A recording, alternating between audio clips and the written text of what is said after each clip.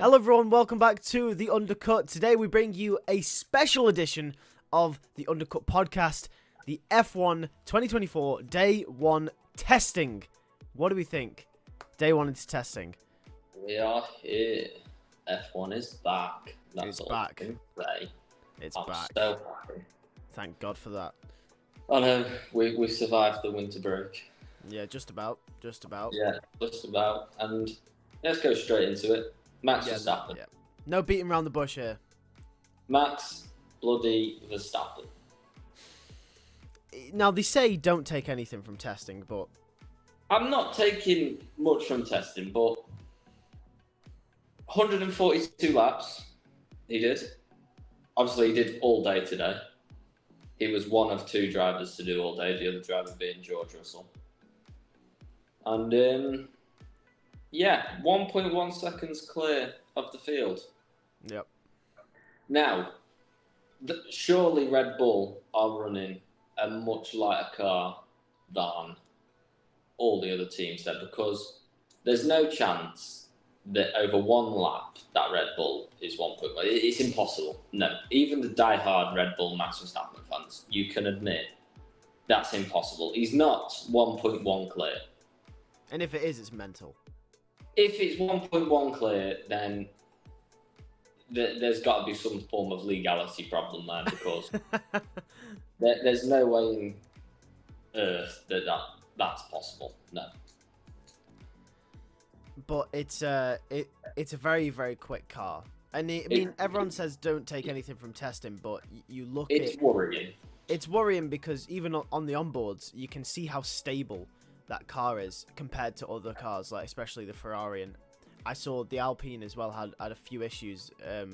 And Carlos Sainz, when he came in on the second stint of testing today, he was understeering everywhere. On his first few laps. I think the drivers obviously trying to get to grips with the new cars, but that Red Bull looked planted straight from the off, which makes he was a little bit shaky on the first time that he went out on them hard tyres. Red Bull made a few adjustments, and then after that, it was plain sailing for him, wasn't it? Yeah, pretty much.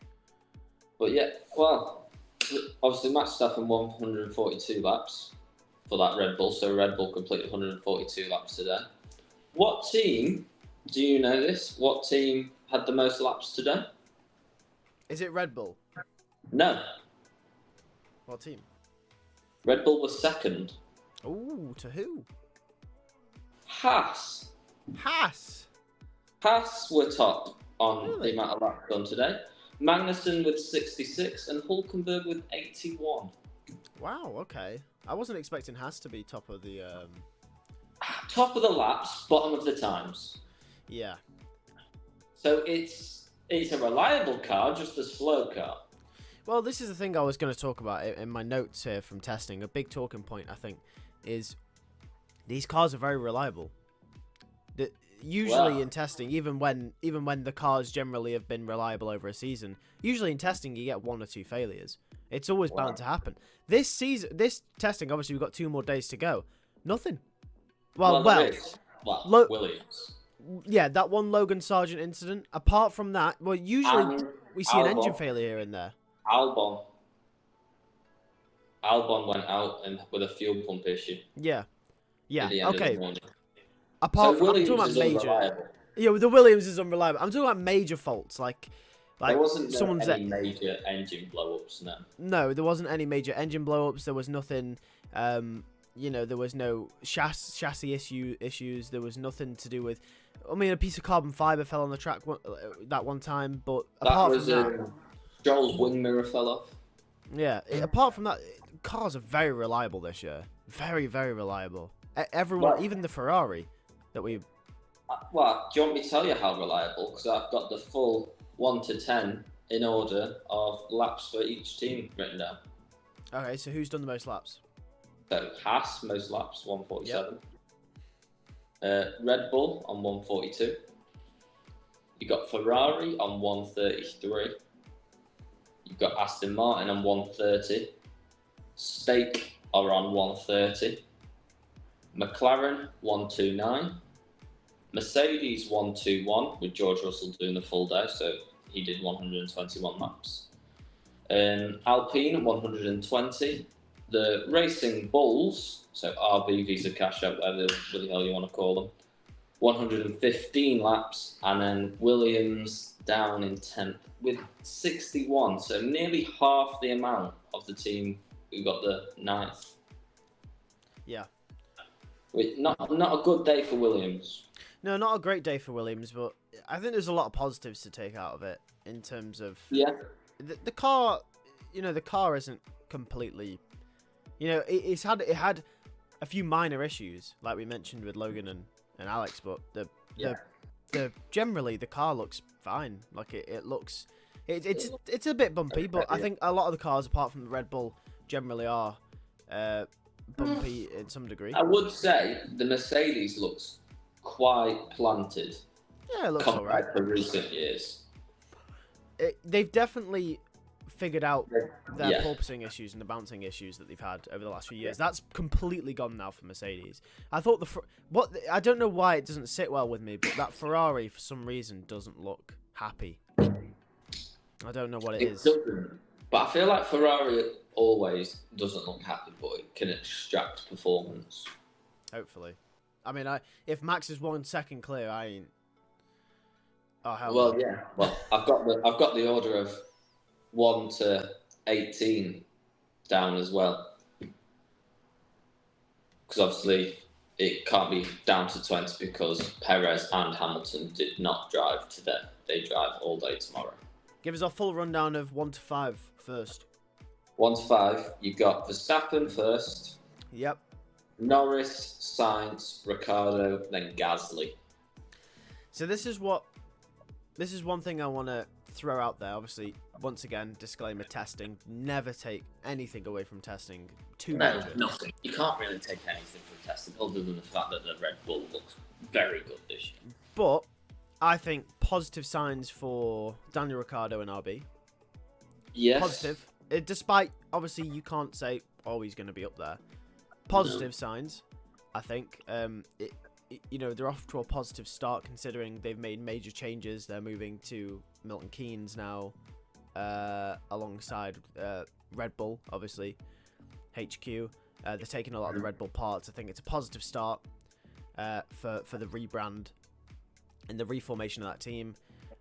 Pierre Gasly was a big surprise because from what I saw from Alpine in the first part testing and just how bad that car kind of looked through the corner. I don't know. I felt like they weren't going to be anywhere, but then Pierre Gasly surprised me with a decent time at the end. But keeping on Alpine, obviously Gasly did the afternoon, Ocon did the morning, so you got track difference there. Obviously, we know Bahrain in the evening, the track's faster than it is during the day. We know that. Keeping on Alpine, though, with Ocon doing that morning session, he did set his time on the hard tyres. He was on the C1s. All the other times that had been set were C3s, with, I think, one car on the C4s. Could be Sargent. And this is why you can't really read into it too much, because it's obviously the Alpine looked very shaky. But then again, it depends what tyre compounds they're on, and also they could have been running a heavier car. They could have been running a very heavy car. Yeah. But the car just didn't look great. It didn't look obviously amazing. it could look a lot better come the actual Bahrain Grand Prix, but Alpine. One team that did surprise me actually, because I was not expecting them to come out the same way they did last year, is Aston Martin. I thought they were going to be weaker. I did expect that. You thought they were going to come out firing again? Well, I said it, didn't I? On the podcast. You did. I expect Aston Martin to come out firing like they always do. And it showed. Stroll 6th, Alonso 8th. Decent lap times for both of them there as well. They had some good running. Yeah. Very good running. 130 laps they completed. Same Obviously, as... it's not representative with Stroll doing the nighttime session, because I think you can't judge how quick the potential of that car is when you've got Fernando doing the morning, but it's It's hopeful. It's hopeful stuff seen for Aston Martin. Very hopeful stuff. I mean, obviously, we'll touch on Mercedes. I think now George Russell down in 12th lap time wise, doing all day. Mercedes obviously in the morning did take the floor off that car and doing some tweaks. So don't know what was there, but still 121 laps, good showing for Mercedes. Car looks planted, doesn't look bumpy, doesn't look like it's difficult to drive really for the drivers. So that's the thing as well, and I think with Mercedes, it very much looked like they had a very, very quiet session. I think they had a good session though. But as far as I think it's positive for Mercedes because I think they quietly are figuring their car out, kind of in the background, I think the spotlight's not on them. Today, wasn't it? Yeah. I think figure the car out, get the driver liking the car, used to the car. Obviously, with this whole concept change that they've gone through today, it's basically put them back to square one again, hasn't it, with the car? I don't think that they'll be 12th come the Grand Prix. No, I don't. Well, I think they've done this strategically. Mercedes giving both drivers a full day, so they've given George the full day today, Lewis the full day tomorrow, to get both drivers a full day used to how this new concept car works. And then I think day 3 we might see the Mercedes pair push that little bit more. Yeah, and from what I saw from George Russell today, he was on more race trim runs. A lot of long runs today. A lot of long runs. I didn't see a lot of representative lap times. No. One fast lap times from him today. So I think it's very much a case of George Russell is very much running a race trim kind of setup, or trying to just heavier car, and I reckon we'll see Hamilton do it tomorrow as well. I think we'll see that as well. You're going to see again Hamilton looking around lower mid pack. I reckon again tomorrow. Just get used to the car, doing long runs, hit the laps in. Yeah. I'm just very, very worried going back to Red Bull about Max Verstappen though. He looks at ease with that car. He looks at ease with it. He does look comfortable with it, doesn't he? It's worrying to see 1.1, but you again, it's day 1. You can't read that much into it, can you? We're just hoping that Red Bull haven't got a heavy car and they're doing that kind of lap time. Let's just hope they've got a light car. Imagine they're running 90 kilos and they're just... they put that lap time in.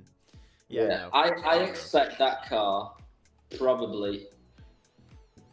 Typically, I reckon all the other cars maybe are running around 30 to 40 kilos. I reckon the Red Bull's slightly lighter. Well, I'm hoping they were slightly lighter, looking at 20 to 30 kilos. Probably, yeah. I mean, I think you come to the end of the session and, when it gets darker at Bahrain, as we were alluding to before, the track kind of ramps up because there's the track temperature, it comes down. That means the tyres have more grip over one lap. And I think then you start to get into the period where it's like, okay, now we're getting to representative conditions to the qualifying, to the race. And I think Max probably, Red Bull were like, okay, we're going to do, some sort of a proto-quali trim kind of run. And he went out for a few laps, didn't he? And put in the fastest time at the end there. So I think that's probably what they did. Hopefully fueling the car lighter. If they fueled it heavy... Because Max, they did do a long run pace towards the end. They did long run, and then obviously he came in. What was it? 10 minutes to go ish. Yeah. Strapped on their new C3s. Yeah. And put in that lap time. So obviously, they did the long run, burnt the fuel off with the long run, and then used what they had left. So it was a lighter car than what they'd gone out with, which is filling me with a little bit of hope that they're not that far clear. I hope to God it's not. I've got worried for a long year if Max Verstappen's that clear of the field. I don't think he is. I think you may be probably looking at Red Bull still being 3 tenths, maybe 4. Unfortunately. But we'll see. I mean, a hopeful thing is, well, obviously you can't read too much into it, but the McLaren and the Ferraris look close to each other. Obviously, Norris second, Sainz third, both PM running, and Piastri ninth, Leclerc seventh, both AM running. Both similar sort of laps again. Norris doing 3 more than Sainz, Leclerc doing 6 more, 7 more than Piastri. Yeah. So McLaren and Ferrari look pretty similar days today, similar times. So they seem like they're quite close together, which is quite good. Hopefully, I mean, it could provide a good fight for second in the constructors if they end up being close together. Obviously, we don't know where Mercedes are at the moment. No, we don't know where Aston Martin are either. No, exactly. So, but I think definitely McLaren. It was interesting that I noticed on a few of Lando's runs, they're running that car very close to the ground. They are. It was quite bumpy when you went on board with him as well. Yeah. At the start of Lando's session, they were making them tweaks, weren't they? They were, and I think it's very. I don't know. I think that's something they're probably working on, probably to possibly reduce drag or whatever they're gonna be working on the car the next few days. But it's very interesting to see that maybe that might be a teething problem they might have come Bahrain. Who knows? And then maybe it could be a very track dependent car, sort of like how maybe Mercedes was in 2022. Who knows? Potentially could be. I mean, you did see as well a lot Lando, especially in that PM session. He did lock up a lot into turn 10 going down that hill. A lot. But quite a few drivers did, but Lando did considerably. The car seemed very heavy on its front tires, but the thing is though, it wasn't like where with Alpine. I mean, Pierre Gasly obviously put in a time that kind of took away anything I thought about Alpine, but the McLaren does look quick. Like on board with it, it looks like it's got the speed, sort of like how Red Bull does. But obviously, you can't look too much into it, can you? Well, obviously, with that McLaren locking up into turn 10, obviously it's a notorious corner for lockups. But maybe it is because they're running that car so low to the floor today. There is that little kink, isn't there? That obviously Sargent went over, lost his rear end. There is that kink, so maybe that is causing McLaren to lock up more with the car being so low, hitting that bump in the road. Yeah, I reckon it's throwing them off a bit. Maybe it is throwing the fronts off a bit and causing them locking up more. Maybe that's something they've got to look into next week. Yeah. And one last thing, I think, one thing that I noted down from the session is Logan Sargent. Obviously, not a lot of people, I think, are going to be... He's not going to be the top of everyone's talking points. But I thought it was interesting. They did like quite a big segment on him today about him, his confidence and him training over the winter and stuff. Gained 5 kilograms. Not like I did. Yeah. Not through Christmas dinner, through muscle mass.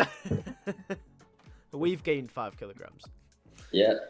Not in that way, but it was very interesting to hear about how they kind of knew that no matter what happened last season, they were keeping him for this season because they're saying, okay, you're going to have a year to kind of develop and come through and hopefully, develop your confidence. And I really hope that spin and Williams' minor teething problems doesn't set him back, because I am rooting for him. I hope he goes into Bahrain with confidence, and I hope these next 2 days of testing he's getting a lot more comfortable and getting the laps in. Yeah. So he only hit 21 this afternoon. Yeah.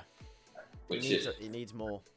Which obviously not all down to him. Obviously at the start of the session he had that problem from Albon's earlier with the fuel pump issue. Obviously he had his spin. There was another problem with the Williams later on in the session. So yeah, Williams have had a few problems today. Nothing too major though. Nothing too much to worry about. Just minor teething problems.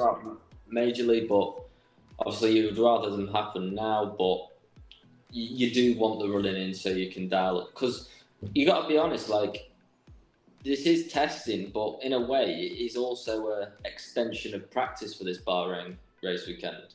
Oh, 100%. That's what's interesting about ever since we've gone to Bahrain. That's the thing. Like, teams need to start dialing in the car for Bahrain. Yeah. And these 3 days will give them the best form of input come the race. Yeah. So yeah, it's quite interesting. I mean, also a nice segment that I enjoyed today watching was Ted Kravitz's pit lane walk with Pat. Big What's up his Pat name? Simmons. Yeah, Pat Simmons. That's his name. And obviously they were going over the main things, mainly fan opinions on stuff. So liveries, you had a strong opinion on your liveries. Absolutely. They watched the podcast. Yeah, maybe. No. You had a strong opinion on your liveries. Obviously, they don't see it as a major issue right now with all this carbon, but looking into a worker of F1, they have got it in the back of their minds that if it does get more like this, that they could introduce a certain area of the car that must be coloured. And Jolyon Palmer also carried on talking about it as well, didn't he? He said that he says even though it's not an issue, he says he doesn't see why it couldn't be a thing for, you know. And I agree. Yeah, that it's interesting to see that the heads of F1 and stuff like that are taking things on board. Obviously, he also touched onto the sprint format and why they changed that. They changed it fundamentally because they knew and they saw what the fans wanted. Yeah, exactly. So they do listen to the fans. Yeah. Which is good to see. No, it's very good to see, and I really liked how they alluded to the fact that they wanted the sprint and the qualifying and then to the race for it to be more chronological. And this is what we were saying in the podcast like the other week, like it's so much better than it was last year just purely because it's more chronological and people can follow it. Like, you don't have to follow the sprint if you don't want to. You can just follow the race and the qualifying. Exactly. But if you want to follow sprint quali and then the sprint, you can do so as well. It's not all over the place. It's not, the sprint's in the middle of this and then qualifying's on Friday and it's like for the race and it's, you know, all over the place. So, no. But, yeah, I mean, another thing that they touched on during the sprints, Ted Kravitz, I'm very happy that he asked this question about whether or not there'll be 2 parc fermes with the sprint. Yes. Yeah, this was a big thing. Pat did say that the teams will be going into parc ferme before the Grand Prix qualifying. He didn't say whether they'll be in parc ferme for the sprint exactly, but there is parc ferme and the teams will be changing their cars for the Grand Prix qualifying. So there is a period of time where teams can change around. Which I think is interesting because that means one or two things. Either we're not going to have any parc ferme at all, which means they can go flat out for the sprint, or there will be a separate parc ferme for the sprint. So sprint quality to race. Yeah, which would then give a time between the sprint race and qualifying for teams to make changes to the car that they found out during the sprint. Yeah, so it's very interesting, but I mean, either way, they'll be able to make changes. They'll be able to make changes afterwards. But whether sprint qualifying and sprint race has its own parc ferme rules or not, we don't know yet. But at least we know that's confirmed now with Pat Simmons saying that, you know, it's kind of a separate thing now, which is it gives us that confirmation that I think we all wanted and needed. Yeah, exactly. Yeah, which is, to be honest with you, it's something that was like really confusing me. I had no idea what the fuck they were gonna do. I had no idea. No, it was up in the air, but getting that confirmation, I think Ted today actually asked quite a few good questions. Oh, Ted's brilliant. Doesn't usually. I love Ted. Oh, don't do my boy Ted like that. Ted's great. Nah, Ted's great. Well, yeah. No, I think overall today it's been a good day for pretty much everyone. Williams obviously on the back foot, but other than that, pretty good day. Yeah, it's been a pretty good day. We'll just have to see what happens tomorrow. Yeah, tomorrow. Yeah, so yeah, make sure you subscribe. Hamilton back in that Mercedes. He is. Hamilton back in the Mercedes. And you're not going to want to miss our breakdown of tomorrow's testing day. We're going to be talking everything testing tomorrow as well as day 3 as well on Friday. So we're going to be doing all the testing days. We're going to be doing these videos, just talking about it, reviewing it, breaking it down, talking about the key talking points, drama, whatever it may be. So make sure you're subscribed, hit the bell as well. And yeah, any final thoughts? No final thoughts. To be fair, I think we've gone over everything that was needed, really. I mean, yeah, pretty good. Pretty good day. Yeah. With that being said, thanks for watching. See you in a bit.